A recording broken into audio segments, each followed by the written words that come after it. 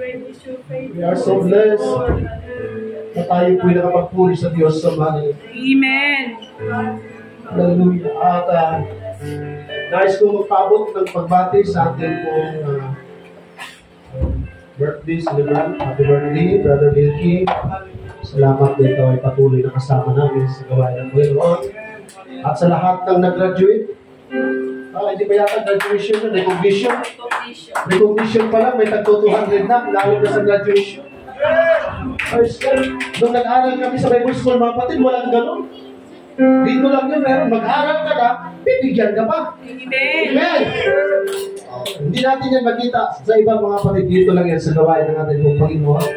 At sa lahat po na ginagamit ng Diyos, maraming salamat sa ating pong co-teacher, kay Sister Chat, sa ating paglapakan po natin Sister Chat, mga kapatid. Ay, ito siyang pinagdadaanan sa kanyang physical na katawan. Ay, nandito sa lang ay kahinapan sa kapagpagalaman. Salamat po ng marami sa Bolivar Family. Maraming salamat po. At sa lahat ng gusto mag-aral po, ay welcome po kayo mag-aral mga kapatid. Amen. At we pray na tayong lahat ay sabay-sabay at kasama-sama lumago sa gawain ng ating pong Panginoon. Salamat sa Diyos, kasama natin yung kapatid natin, yung sinasabi namin sa inyo, galing pa ng Las Piñas yan, mga kapatid. Sabi ni Pastora, kung may yung puisi doon, ay hanapan natin ng yung puisi doon, para kung mahal talaga niya tayo, mga kapatid, it is a big challenge for us, kasi Las Piñas pa siya, para lang sa gawain ng ating pong Panginoon. Kaya lahat ng paglalito, wala tayo pwedeng reklamo, mga kapatid. Napakalalapit lang natin sa pong but because of the power and the glory of God, hindi po talaga hadlang ang layo, hindi talaga hadlang ang magtuhan ng pagdadaanan natin. When we talk about worship, ay magpulit tayo sa Panginoon. Amen. In the book of Hosea, chapter 6, verse 1, please back up me in prayer, mga kapatid, because I pray for the Holy Ghost revival. At ako'y kumakatok sa puso ng Diyos. Ang the revelation of the Word of God ay napakatindi, mga kapatid. Hosea chapter 6 verse 1, come and let us return unto the Lord, for He hath turned and He will heal us. He hath smitten and He will bind us up. Sa verse 2, after 2 days will He revive us. Sino gusto ng revival? Ang Pentecostal, mga kapatid, yan ang hinahanap. Kung tayo lumaki na apostolic, amen, gusto natin laging revival. But the revival is not come from the Word of God, but is come from the power of the Word of God. Hindi lamang basta salita ng Diyos ang nagre-revive sa atin, ang nagpapalakas sa atin, but the Word of God, the power of God. Now, it is na dapat mabukas yung unawa natin dito, mga kapatid, sa Biblia, sa talata ng Diyos. Sapagkat kung ito po'y maunawaan natin ng lubos, amen, hindi pwedeng, in the upper of 120 disciples, they received the Holy Spirit. And I believe and I pray na nawa sa araw na ito ay mangyari. Amen. In Joel chapter 2 verse 20, and it shall come to pass afterward that I will pour out my Spirit upon all flesh, and your sons and your daughters shall prophesy. Your old men shall dream dreams, your young men shall see visions. Patuloy natin yung pansin, mga kapatid, that I will pour out my Spirit upon all. Para sa lahat ito. Pero bakit hanggang ngayon, hindi lahat ng tao ay mayroong Espiritu ng Diyos? Sa verse 29, and also upon the servants and upon the handmaids, in those days will I pour out my Spirit, and I will show wonders in the heavens and in the earth, blood and fire and pillars of smoke. Sa verse 31, the sun shall be turned into darkness and the moon into blood, before the great and the terrible day of the Lord came. Hindi po biro itong binitawang salita na yan. And it shall come to pass that whosoever shall call on the name of the Lord shall be delivered. Wow! For in Mount Zion and in Jerusalem shall be deliverance, as the Lord hath said, and in the remnant whom the Lord shall call. Kung tutungusin lamang mga kapatid, sa mga Hudyo lamang ito eh. Amen? Yung itong pabor na ito ng Diyos. Pero grabe, kung sino na yung tawagin ng Diyos. Hindi na sinabi ng Panginoon sa Jerusalem lang, kung sino na, to the uttermost part of the world, amen, ang Diyos ay tumatawag ng kanyang ililigtas. Amen! Now, in Joel chapter 2, to Acts chapter 2, ay napakalayo po ng diferensya niyan mga kapatid. Ilang taon ang naging diferensya, pero sa Acts chapter 2, muli pong nabanggit ang talata na nabasa natin sa Joel chapter 2. In Acts chapter 2 verse 14, ito po yung mga taon pagkatapos na tumanggap ng Espiritu ng Diyos. Amen. Marami po ang nakasaksi. Kaya dapat makita ng mga tao, the people identified us that we have the Holy Spirit. Kasi na-identify sila eh. Kaya nung sabi ng mga tao, mga lasing yan, ano po nangyari sa kanila? Umaga, tanghali dapat. Bakit ganyan sila? Ano nangyari sa kanila?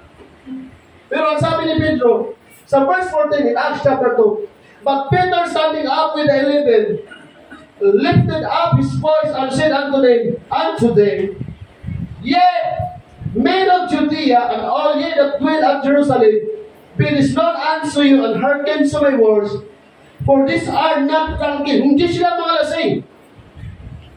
As ye suppose, saying it is but the third hour of the day. In verse 16, but this is that which was spoken by the prophet Joel. Alam ni Apostol Pedro yung hula sa aklat ng prophet Joel, mga kapatid. Joel chapter 2, ito Acts chapter 2. And verse 17, and it shall come to pass in the last days, said God, I will pour out of my spirit upon all flesh. Inulit na naman. And your sons and your daughters shall prophesy, and your young men shall see visions, and your old men shall dream dreams. Sa verse 18, and on my servants and on my handmaidens, I will pour out in those days of my spirit, and they shall prophesy. Pinanggit na sa verse 18 na yung tatanggap ng Espiritu, yung mga disciples na, yung mga servants na, mga kapatid. And I believe, kung tayong lahat ay disciples, kung tayong lahat ay servants, we have the authority to receive the revival, to receive the outpouring of the Holy Spirit. Verse 19, and I will show wonders in heaven above, and signs in the earth beneath, blood and fire and vapor of smoke. The sun shall be turned into darkness, and the moon into blood, before the great and notable day of the Lord came. And it shall come to pass that whosoever shall call on the name of the Lord shall be saved. Revival is coming now. Sa lahat ng walang pag-Espiritu ng Diyos, kung hindi ka pa naka-experience ng pagsasalita ng iba't ibang wika. Amen! Revival is coming now. Hindi sa sunod na linggo, hindi sa sunod na buwan, hindi sa sunod na taon, brothers and sisters. When we sensitive the outpouring of the Holy Spirit of God, I believe tayong lahat, amen, there is a revival now. Father God in heaven, we love you, Lord. And we excited outpouring of your Holy Spirit. Yes, God. Hallelujah. Anoint your servant, Lord.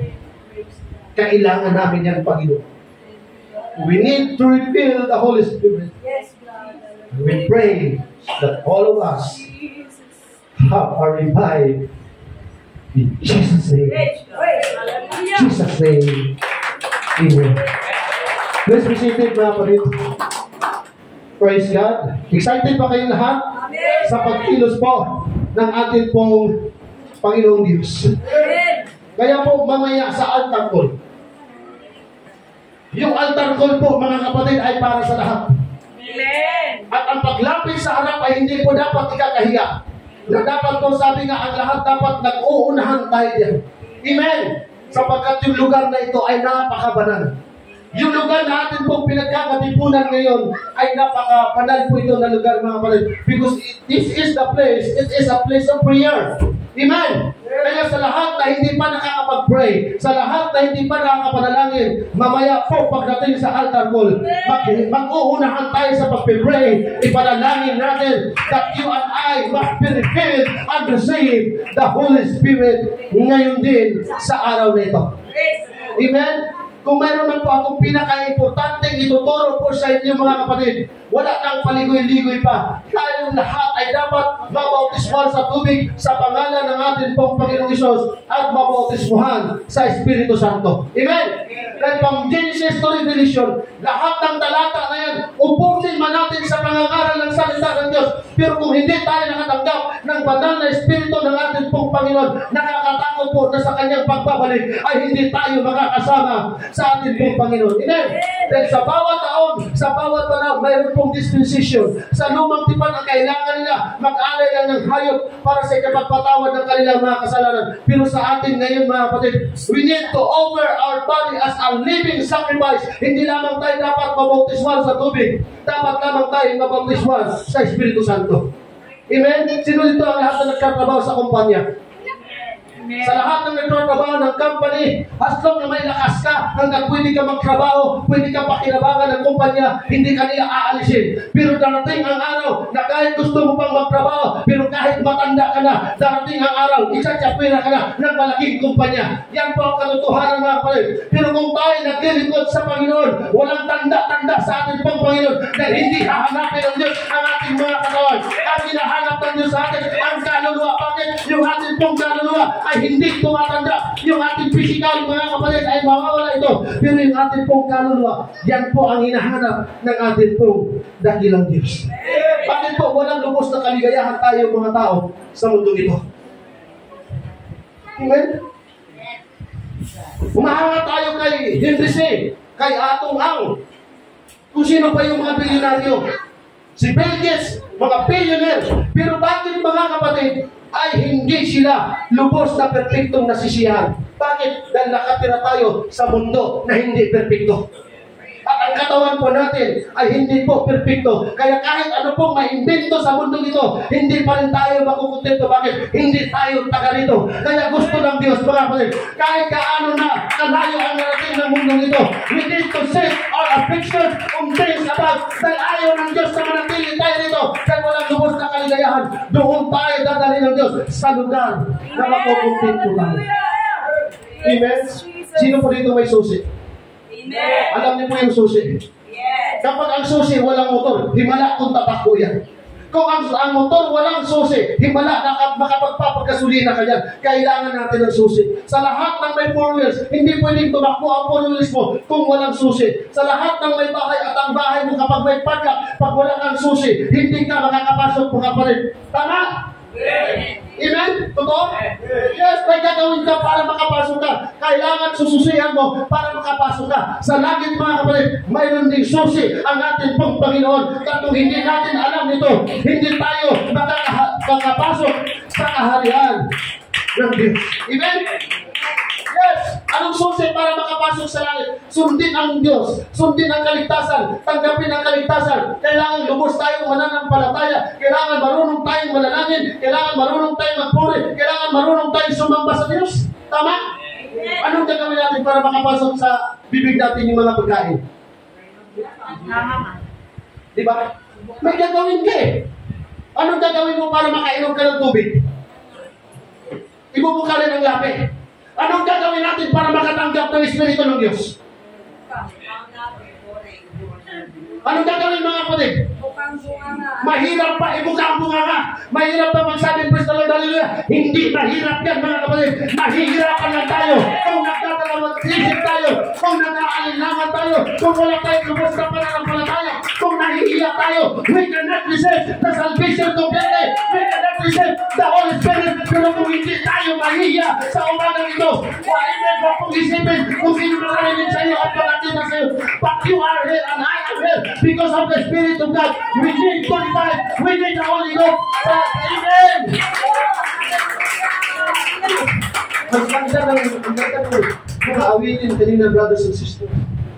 Pag hindi natin kayang lubusin na mahalin ang Diyos at ang utos ng Diyos, we cannot receive the Holy Spirit of God. Bakit ibibigay sa iyo ng Diyos? Hindi ka natin siya mahal. Di ba ang ganda ng kanta, stubborn love? Praise God. Anak, huwag ka dyan sa lalaking yan, huwag ka dyan sa babae yan. Ay, ano huwag? Mahal ko siya eh. Ang tigas ng puso mo, ang tigas ng ulo mo, wala akong pakialam because I love him. That's stubborn. Pag sinabi stubborn, mga kapatid, in negative side, parang hindi siya magandang pakinggan. Matigas ang ulo. Tama? Right. Amen? Pero pagdating sa Diyos, yan ang hinahanap ng Diyos. Amen. Ayaw mo ako magsimba? Bahala ka dyan. Magsisimba ako dahil mahal ko ang Diyos. Hindi mo ako papayagan. Pupunta pa rin ako ng simbahan dahil mahal ko ang Diyos. Ayaw mo na magpuli ako. Magpupuli ako because I have the stubborn love for the Lord. Hindi nila ang pagkamahal natin. Palakpakan ko natin ang ating dakilang Diyos. Amen. Kung mayroon man tayong matigas na kalooban, yung paglilingkod na wala na makakabalik sa atin at wala na makakatalikod. Sabihin natin, gusto mong tumalikod, gusto mong umalis ka, bahala mo sa buhay mo. Pero ako, mananatili ako, maglilingkod. Amen. Dahil mahal ko ang Panginoon. Amen.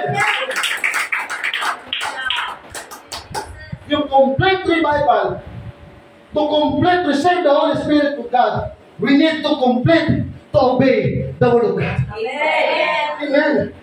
The Bible is full of sacrifice. Pag hindi natin kaya mag-sacrifice, mga kapatid, sino tayo para panghinayangan ng Diyos? Kailangan natin ng sakripisyo.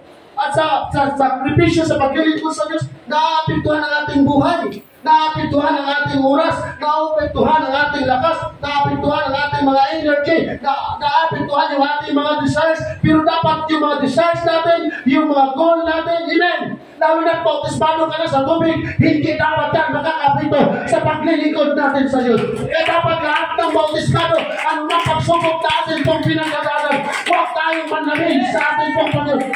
Dapat tayo i-encourage natin yung mga baguhan. Dapat tayo i-encourage natin yung wala pang mga espiritu. Kaya kapatid, we need to revive now! Ang Panginoon natin.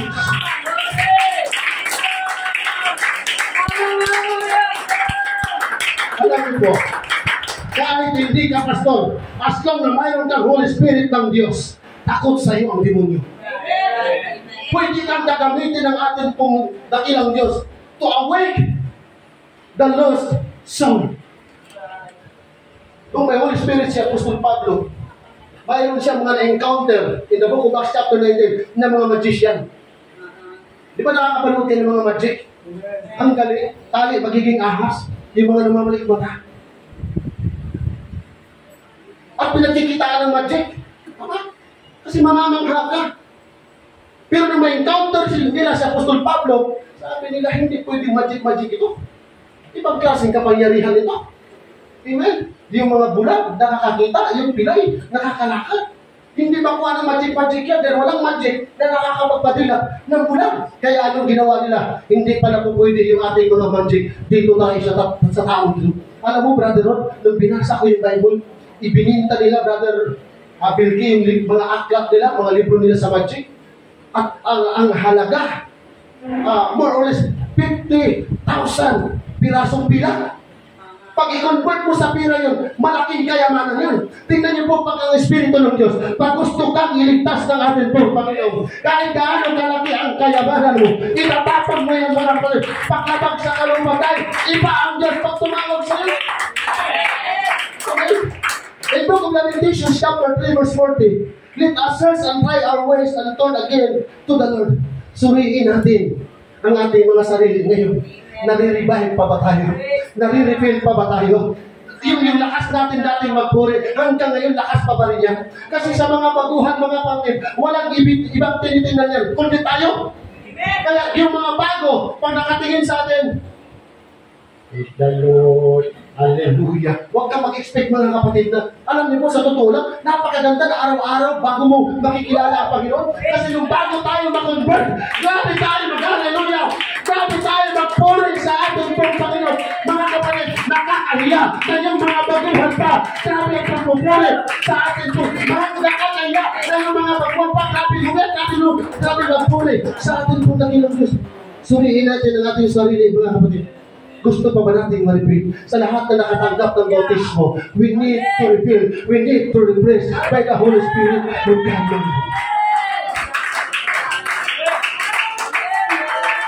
Alam niyo po ba bakit maraming mga tao wala pong Espiritu ng Diyos? Dahil nakita ng Diyos pag marumi ang ating puso, hindi siya papasok dyan. In John chapter 2, in Matthew chapter 21, galit na galit siya, pagpunta niya doon sa templo. Ano nakita niya doon? Mga tulisan. Nakita niya doon sa templo na, sabi niya, hindi niyo ba alam na ang templo ito ay bahay dalanginan? Ibig sabihin, ang lugar na ito, mga kapatid, pag sinabing bahay dalanginan, dapat ang bawat isa sa atin marunong lumuhod, marunong manalangin sa ating Panginoon. Kaya during altar call, huwag tayo mayang lumuhod, at huwag kang pumayag na uuwi ka, na hindi ka nananalangin sa ating dakilang Diyos. Nakakita na po kayo ng taong desperado? Tingnan niyo yung nagpapakamatay. Bakit nagpakamatay yan? Kasi desperado. Yung ang sasabihin nga eh. Pag sinabing desperado, wala nang pwede makakahadlang sa'yo. Tama? Amen? Ang tunay na revival, brothers and sisters, we have a new and desperate love for Jesus Christ. Amen? Wala na tayong takot. Wala na tayong alalahanin kung may masahin pa tayo o wala. Wala na tayong iniisip kung may papasahin pa tayo. Wala. Hindi na natin iniisip kung magala ka tayo. Ang mahalaga, desperado akong magpuri. Desperado gusto ko ng revival. Desperado na ako. Pastor, nasasabit na ako dyan. Sa Holy Spirit na sinasabi mo na natin. Gusto kong magpunta sa langit, Pastor. I need that Holy Spirit. At that Holy Spirit, ibibigay ng ating Diyos. Ngayon yan, mga kapatid. If we have that desire, kung hindi tayo magpuri sa Diyos. Amen. Ang taong gutom kahit aswang kakainin yan. Totoo yan, mga kapatid. Pag gutom ka, pag-uhaw ka sa salita ng Diyos. Amen. Hallelujah. Makikipag-unahan ka talaga sa pagpupuri sa atin pong Panginoon. Amen. Because revival is a complete obedience and fight for the Word of God. Hindi tayo pwedeng ma-revive na hindi tayo sumusunod sa utos ng Diyos.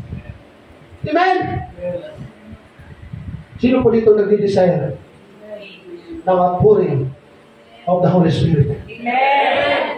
Mga kapatid, pakiusap po, kung yung mayroon ng Espiritu ng Diyos, gusto pang nagpupuri at nare-reveal, lalo pa tayong wala. Kaya wala tayong papanalo.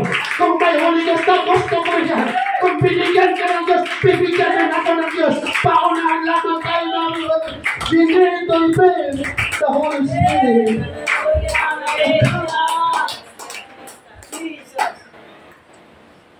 Walang tao hindi napapagod. Walang tao hindi nagkakaroon ng sakit. Ang dami kong pinag-pray para sa gawain ng Panginoon. Sabi ni Pastor Ajay, 2 oras, 3 oras ka lang yata natutulog, Pastor. Kasi kailangan kong mag-aral para may pagturo sa Biblic Service. Ay online discipleship. Kung nagkataon na nagkasakit ako at kung walang kapalit, mga kapatid, nahihinto ang salita ng Diyos. Hanggang kaya kong umattend sa online devotion, atin ako, mga kapatid. Pagkatapos ng service natin as a human, napapagod din ako, gusto ko na matulog, pero mayroon pang pulpit ministry. Kaya sabi ko sa mga bata na umaattend sa hapon, kahit 2 lang kayo at 3 lang tayo, magtuturo ako sa inyo. Because the Spirit of God in my heart, I need to train. Kailangan natin ng mga aral na mas magagaling pa sa atin. Kailangan pa tayo mag-train ng mga bata na darating ang araw. Mayroon silang desire, mga kapatid, sa gawain ng ating pong Panginoon. Eh, kita niyo po, nakanintay na sila. Hallelujah. Amen. After ng service, mga kapatid, Nagbibihis ako ng maayos na nagtuturo sa kanila because the word of God yan. Amen. Amen. Hindi tayo mga katulad sa kanila kapag nagtuturo. Wala sa ayos mga kapatid. Kapag nagtuturo tayo sa likod ng pulpito, 2 o 3 mo yan, kailangan makita si Kristo sa buhay natin mga kapatid. Kaya sa mga bata, darating ang araw, hindi masasayang yung pag-atin ninyo sa afternoon service. Sabi ko lang, gusto ko ng magpahinga. At pupunta pa tayo sa barangay Harang para makapagbukas ng gaway. Bakit? Ako'y naniniwala mga kapatid, and I pray sa Panginoon. Bakit yung ibang lugar, ang Mindanao, mayroong general superintendent? Lahat pa ng pinanganak, general superintendent. Lahat pa sila nasa leadership ngayon. Ganun na kaagad sila. Nag-trending sila. Dumaan sa Bible School. At yan ang tinitingnan ko sa mga bata. Darating ang araw, mas higit pa kayo na mas magaling kaysa kanila.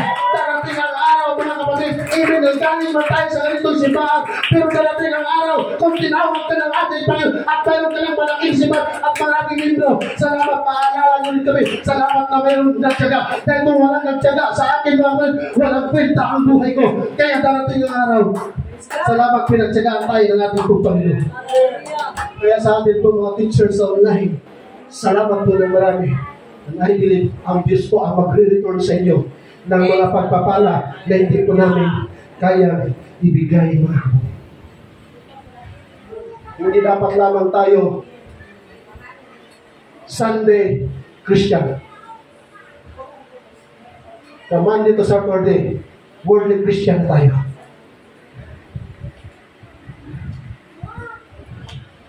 Pwede ba palakpakan natin ang Diyos mo?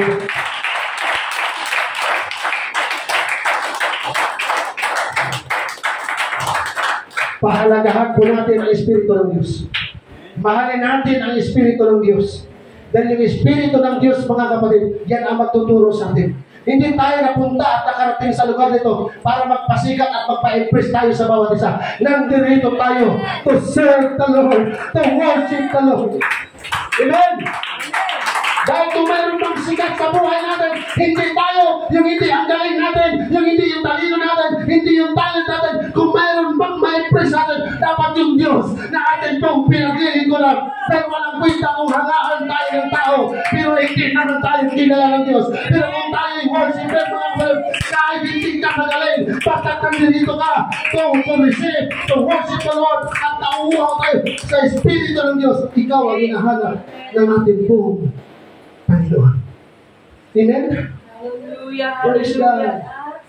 Praise Jesus. Maging sisitibo po tayong lahat sa pagkilos po ng Espiritu ng Diyos. Dahil kung mayroon mong masaya sa araw nito, mga kapatid, lalo na po sa hindi pa nakatanggap at mag-desire ka na gusto mo makatanggap ng Espiritu ng Diyos, kung makatanggap ka, kung mayroon mang number 1 na masaya, hindi si pastor, hindi ang mga kapatiran, kundi ang Diyos. Bakit? Kapag tinanggap mo ang Diyos, natutuwa ang Diyos. Bakit? Dahil gusto niya na siya ang mag-guide sa atin pong mga buhay. Amen? Nakaroon, sino po dito mga turista? Wala pastor, puro tayo komunista. Ano po ang trabaho ng tourist guide?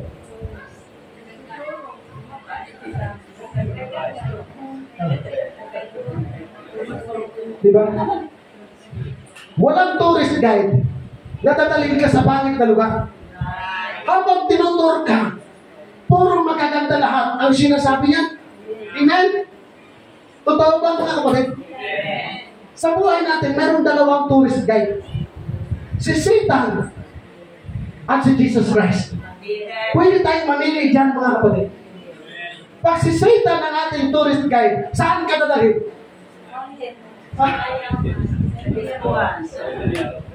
Sa bingguhan, sa diskuhan, sa inuman, sa sabungan, sa lasingan, lahat. Hindi pa siya makontento, dadalhin ka sa lugar na pupuntahan niya. Tama? Hindi ka man igagayad ni Satanas papuntang langit. Hindi ka igagayad ni Satanas na gumawa ng mabuti. Hindi ka igagayad ni Satanas na makatanggap ka ng Espiritu ng Diyos. Pero pag si Jesus Christ ang guide natin mga kapatid, umasa ka. Hindi mapapahama ang buhay natin. Hindi tayo dadalhin ng Panginoon sa masalimuot na lugar. Hindi tayo dadalhin ng Diyos sa pangit na lugar. Saan tayo revival sa lugar na mag-i-enjoy ka talaga. Sa lugar, mga kapatid, amen. You cannot express the goodness of God. Amen. Saan pa tayo? Kaya manili lamang po tayo sa dalawang mga kapatid kung sino ang gusto natin maging tourist guide natin. Kasi pag sa Diyos talaga mag-i-enjoy ka. Amen? Totoo. Totoo, mga kapatid. At yan ang gustong-gusto nating mangyari sa atin pong mga buhay. Amen? Brother Ryan, di ka lang naman dito kaya dahil ng Panginoon. Yung mga tumutugtog sa General Conference, saan ba sila nanggagaling yan? Hindi ba yung paglaki nila tumugtog agad sila ng backbeat, a worshiper. Brother Ryan, isa lang sekreto yan pag lumuhod. Lord, hallelujah. Huwag kang mahiya na itigong. Huwag kang mahiya, mga kapatid, na ipunta ang ating labi. Sa ating mga people na lagi kong pinapapunta. Amen. Huwag tayong mahiya. Amen. Na mag-praise the Lord. Kasi hindi makakapasok ang bagay sa tubig pag hindi nakapunta ang ating mga labi. Ay, kung ayaw nyo, kung ayaw nila, basta tayo, we need to rebel. We need the Holy Spirit right now. At yan ang gagawin natin, mga kapatid. Anong kaibahan ng taong patay sa taong buhay? O, sa patay tayo. Ha?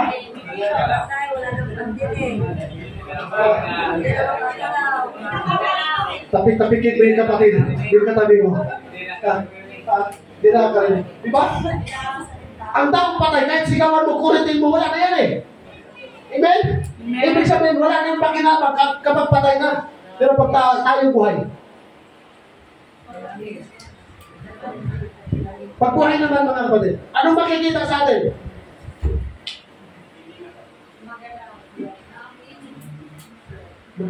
Alam niyo mo ba, iba ang taong patay at taong buhay na may Diyos. Kasi kapag ang taong buhay na mayroong Diyos, sasabihin ng kapatid, di ba may sakit ka? Oo, pero hindi mo. Nakapunta ka pa rin ng simbahan. Kasi buhay. Pagdating sa loob ng Diyos, mga kapatid, hindi pwedeng patay sa harapan ng Diyos. Pagdating buhay tayo, mga kapatid, every time when we worship, dapat makita ng Diyos na buhay talaga tayo para yung Espiritu ng Diyos ay Amen! Hallelujah! Amen! Kaya mamaya, during our tackle, when we need the Holy Spirit, dahil sabi ng tayo, revival is coming now. Dapat walang patay, dapat pupuri. Dapat walang mga lapit na lahat doon. Lahat yan, mga kapatid, pagkagalawin natin ang lahat para tayo po lahat ay makatanggap. Amen. Excited na ba kayo? Hindi na po natin kailangan patagalin ang mga kapatid. Hindi lamang natin matatanggap ang Espiritu ng Diyos kung tayo'y pasaway sa ating pong Panginoon. Hindi talaga natin marireceive ang Holy Spirit kung tayo po hindi sumusunod sa salita ng Diyos. Kailangan kasi kompleto. Kaya sabi ng Bible, kung pinagpapala ng Diyos si Abraham, kayo rin lahat ay pagpapalain ng mga lahi kayo ni Abraham. Ang sikreto lang, gawin nyo rin kung ano ang ginawa ni Abraham. Kaya pag inaral natin ang buhay ni Abraham, mga kapatid, pag nakuha po natin yung konteksto ng buhay ni Abraham, kung bakit siya pinagpapala ng Diyos, pagpapalain ka rin, pagpapalain din ako. Bakit? Itinuro na doon, mga kapatid, kung ano ang ginawa ni Abraham, kung bakit siya pinagpapala ng ating pong dakilang. Amen? Ayaw ng Diyos na tayo ng gitiro. Ayaw ng Diyos na yung puso natin ay punong-puno ng alitan, bangayan, nagagalaiti tayo sa galit, masyado tayong mainitin, mga kapatid. Yes, ako nagagalit rin, pinapagalitan ko rin yung mga musician natin, pero pagkatapos yan, hiniigitian ko na sila, mga kapatid. Amen? Sabi ng Bible, pwede ka naman magalit, huwag ka naman magkasala. Amen? Amen? Totoo ba? Ayaw ng Diyos na tayo yung mga mga chismoso. Ayaw ng Diyos na tayo nagsisinungaling, mga kapatid. Ayaw ng Diyos na mga bastos sa mga bungangan natin. Ayaw ng Diyos na tayo napastangan tayo sa ating mga pananalita. Ayaw ng Diyos na nagmumura tayo. Ayaw ng Diyos na wala tayong galang sa kanyang mga salita. Amen? Kaya nahirapan siya kumilos kapag mayroon tayong mga ganyan. Praise God. Alam niyo po ba sa totoo lang? From 2016 up to now, Sister Chuck, Never akong naiinggit sa mga pastor na malalaking simbahan at maraming membro. Yes! Nangangarap din ako maging gano'n. But I need to stand to the word of God. Amen. Hindi sinabi ng Panginoon, kailangan pag nagpastor ka, ganito ang sukat ng mga simbahan ninyo pare-parehas at ganito karaming tao. Amen? Totoo nga yung sabi ni Sister Chan, nangangarap tayo malaking simbahan, maraming kaluluwa, hindi naman natin kaya. Nakita ng Diyos, yun lang ang kaya ko Kung nakita ng Diyos, mga kapatid, kayo lang ang kaya ko, masaya na ako yan. Kaya kung marami man sila, huwag tayo maingit. Amen. Kasi kung maingit tayo sa kanila, sumama na tayo sa kanila. Para madagdagan sila.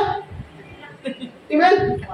Pero kung alam mo may ministry ka at kailangan ka ng Diyos, manatilig ka mga kapatid. Amen. Baka ikaw lang ang hinahantay ng Diyos na kumilos at kumanahon para kay mga kalitinan. Tinitingnan ng Diyos ang atin pong mga atin Diyos. Pagpagsak tayo sa atin pong sayang lang kasi yung mga kaluluwa. Pero pagpaayos ang lahat, tayo natin ng Espiritu ng Diyos. Hindi po tayo katitisuran ng ating pong kapwa mga kapatid.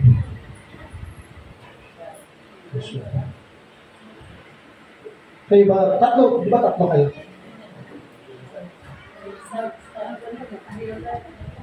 Gusto niyo ng Espiritu ng Diyos. Gusto niyo ma-revive. Dito na kayo.